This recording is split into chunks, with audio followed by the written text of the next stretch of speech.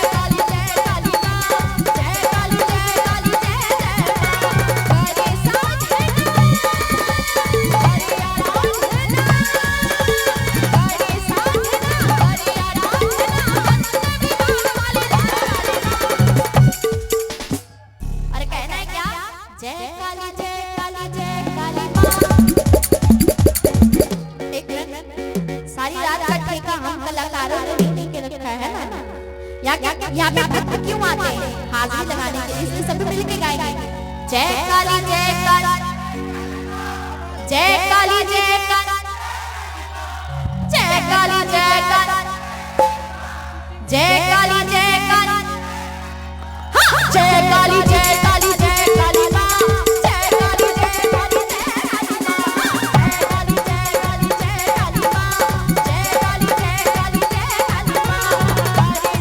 काली जय काली जय